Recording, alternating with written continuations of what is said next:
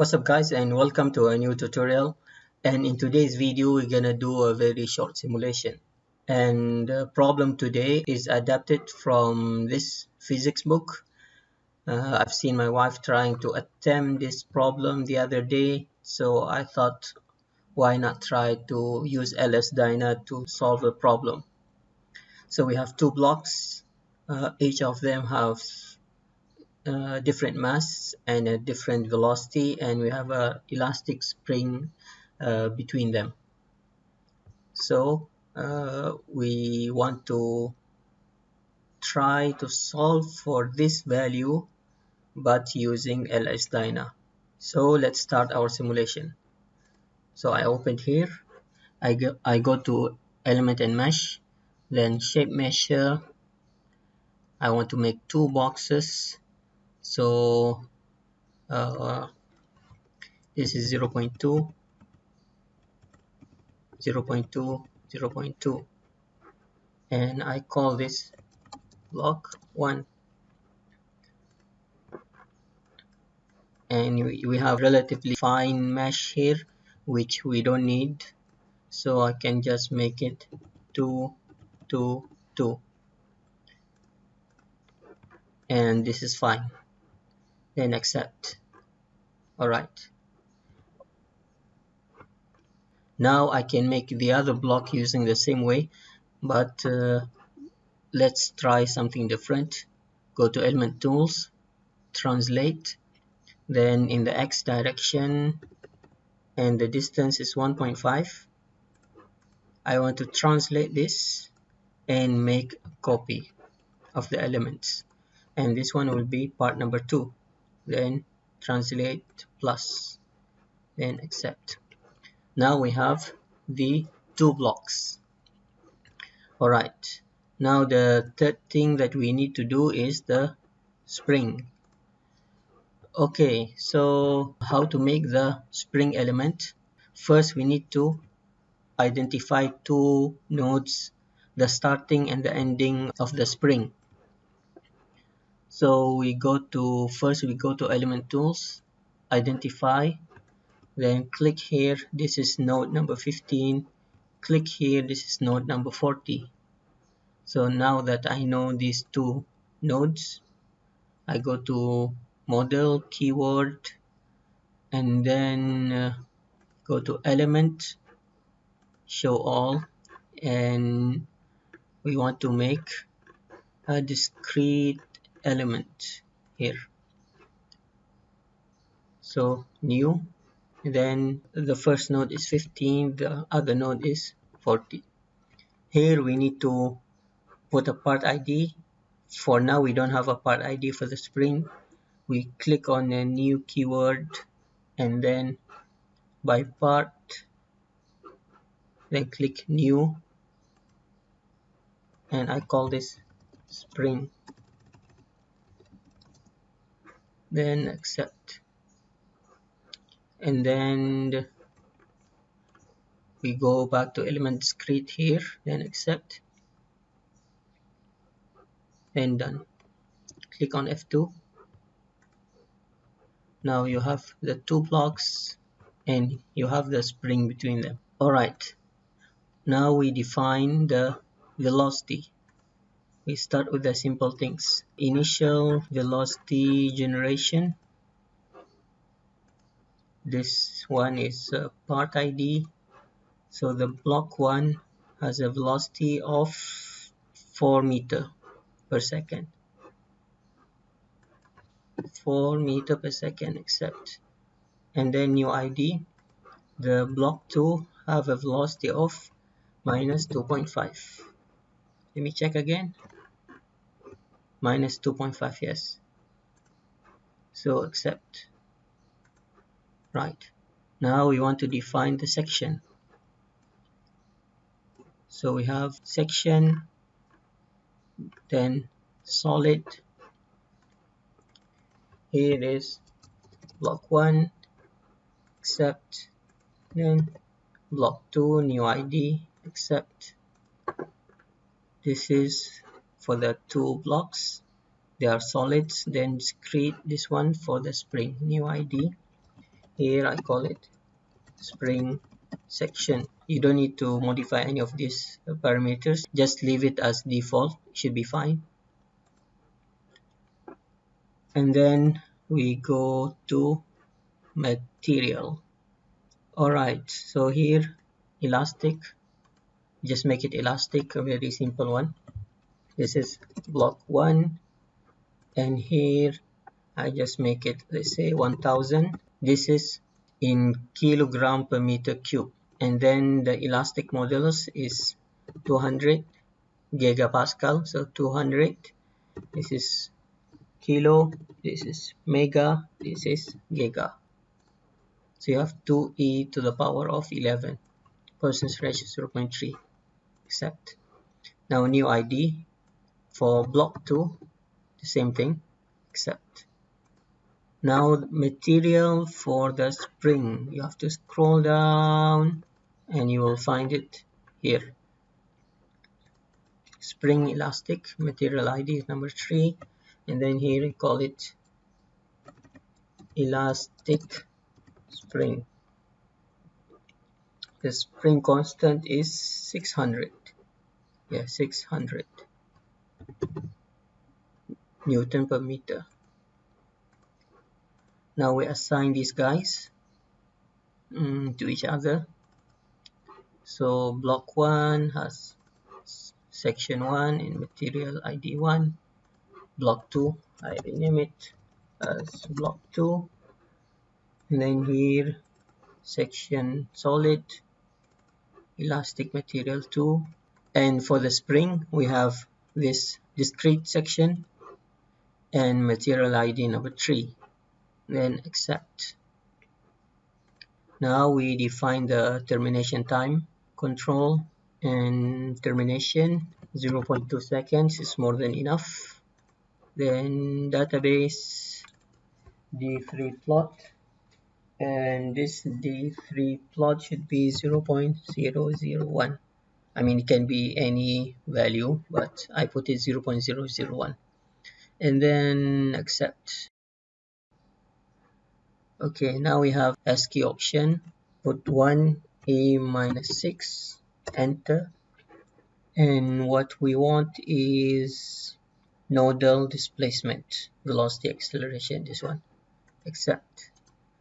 And then we need to define one more thing, history node, then we have node number 15, and then node number 40. First you insert here, accept. Okay, so I think that's everything. We control save, and we put in this folder browse spring and save spring.k, save. We go to model check, see if everything is okay. Okay, we don't have any errors, any warnings, so should be fine. So we open the manager, and before we run this, there is one more thing that I actually forgot to do, which is very important. We go back to the question, and it says that the first one has a mass of 1.6 kg and the second one has a mass of 2.1 kg. So we did not check that one yet. So I go here, element tools, measure, and mass, measure by part, and then here you have the mass is actually 8 and the other one is also 8 because they are identical anyway. So how can we play with this one? We actually can just change either the geometry or change the density of the material, or we can go here and put element mass. Okay, so we pick the ID, we click new ID, we pick on the node, where is the node that we want to put the mass, and here we add the mass. But right now we cannot do that because our mass actually is higher than the target mass, which is 1.6 for block number 1. So what I can do here, I can go to material and then elastic and play with the densities of the material. Okay, so here we have the density is 1000. So we multiply this 1000 by some factor, so that we get a value of the density which will make this block 1.6. So here I have my calculator. So I can say 1.6 divided by 8. So I have this value. So this is the scaling factor. Then I multiply by 1000. So multiply by 1000, I get 200. So this is the density that I want for block 1. Accept.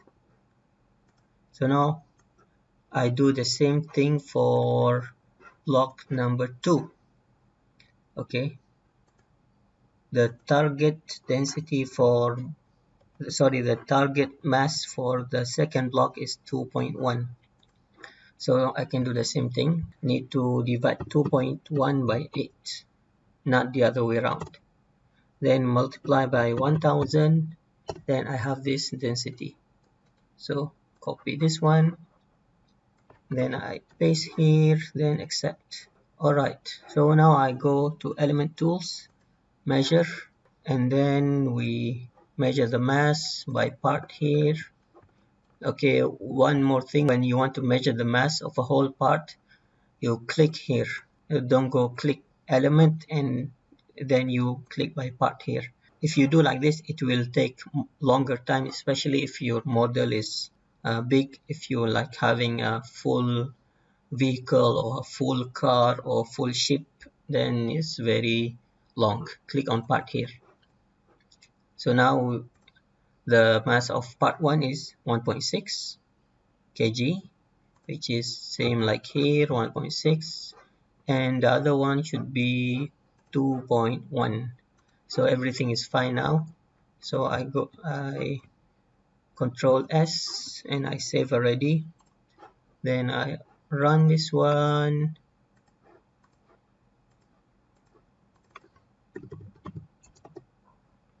And we just wait. Okay, 44 seconds. Now we open the results and see what do we have. So here you have the two blocks, compressing the spring and then separating. Alright, so here I go to history, nodal, I click on here and I click on here. Then I want to find, let's say, see the displacement first.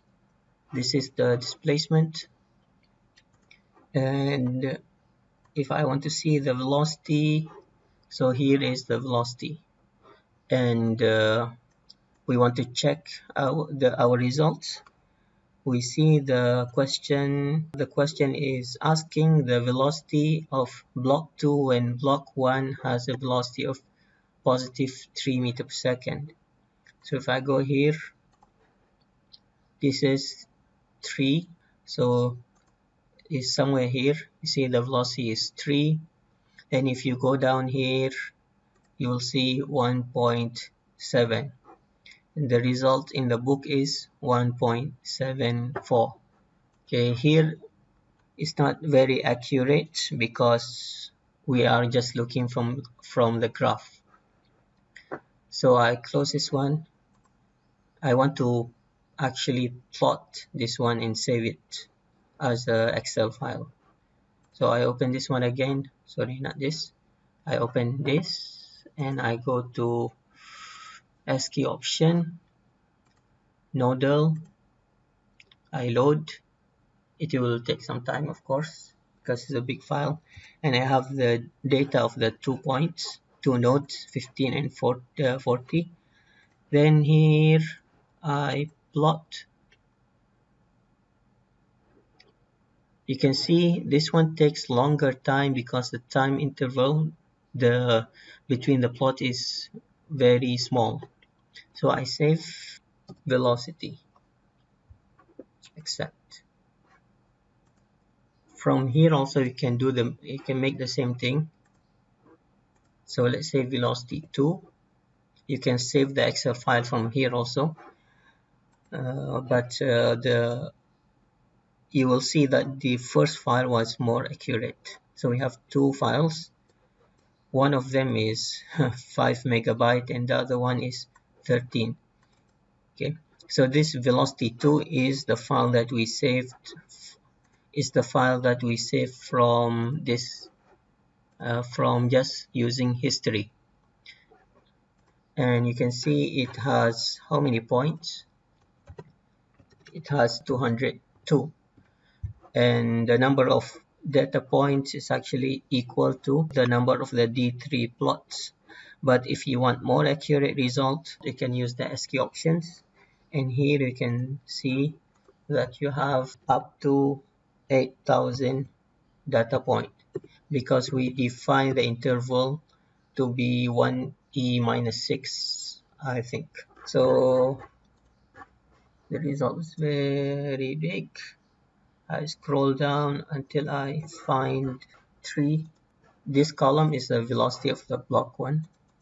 So I go up. So we have 3 here. You can see when the velocity of the first block is 3, the velocity of the second block, block 2, is 1.74, which is similar to the book.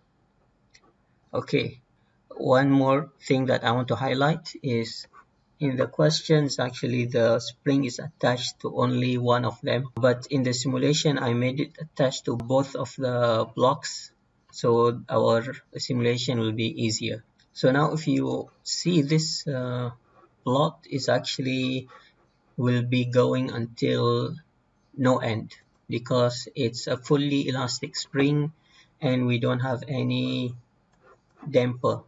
Okay, so what I want to do here, I want to show you that this thing will just go forever. So I go to control termination. Here instead of 2 I put, instead of 0.2 I put 2 seconds, and then this SKey option I don't need it, and this one I don't need it anyway because we already validated the result. So I control save, and then I rerun again.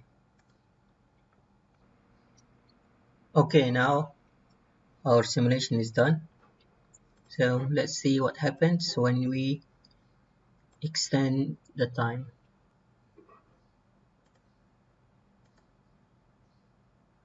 Okay, if you just plot this one, it will go forever. So we can see the plot. Let's say this is a displacement. Okay, this is because the two blocks are not of the same mass and doesn't have the same initial velocity. That's why both of them are drifting into one direction. Then we go to velocity, and we see here, it just goes on and on forever. And if we plot the displacement again, you can see that both of them actually are drifting to the positive x direction, meaning they are shifting to this direction. This is because the energy of the block 1 is higher than the energy of block 2. Although that this one is block 1 is lighter than block 2, but the velocity of block 1 is higher, so the kinetic energy of block 1 is higher than block 2. So you go to part. If you don't believe me, you can go to part and click on this one. This one, you can see this one is higher. The kinetic energy of block 1 is higher. That's why they are drifting towards, or they are drifting the positive x direction. Yep.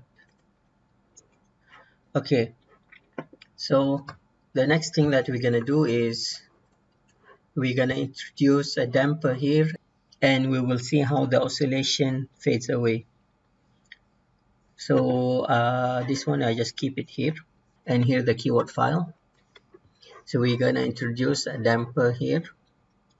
Okay, I can make the discrete elements the same way.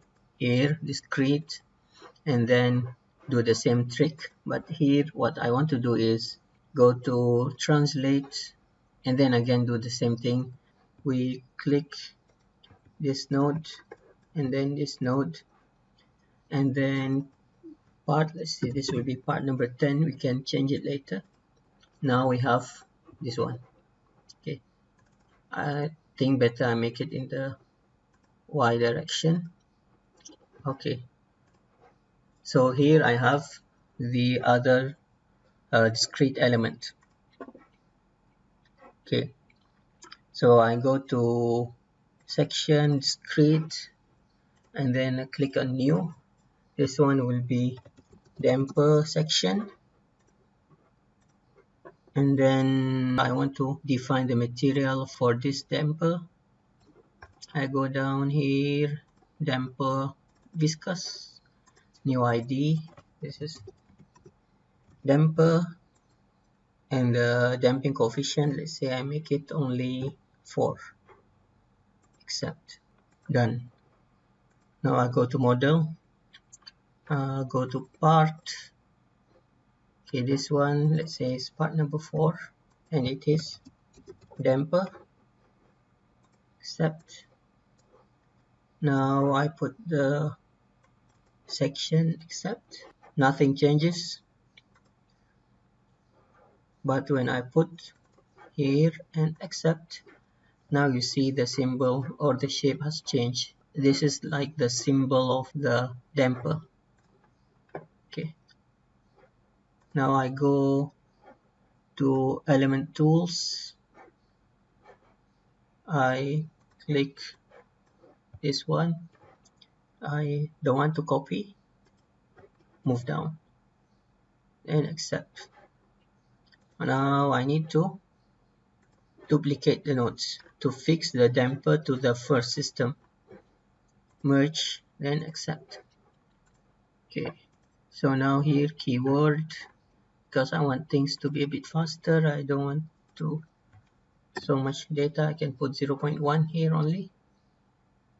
Accept. Okay, delete this one.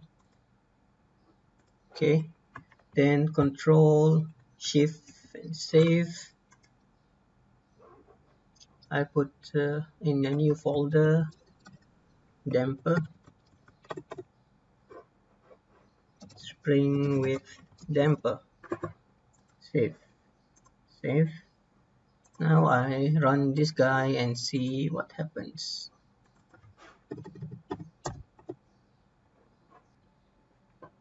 Okay, now the simulation with the damper is done.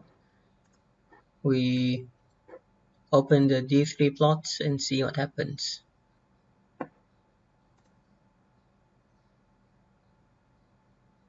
Okay, it's becoming slower and slower. So we can see from the beginning, start fast and then it slows down. Okay, here we want to see the displacement, and then here you go. Now clearly you can see the effect of the damping. Here we have the maximum, then it fades away. So we try to plot side by side. We have this one here with the damper, this one on the right with the damper, and on the left without a damper. And that's all for today. Thank you for watching, and see you in the next time. And if you haven't done it yet, please like and subscribe.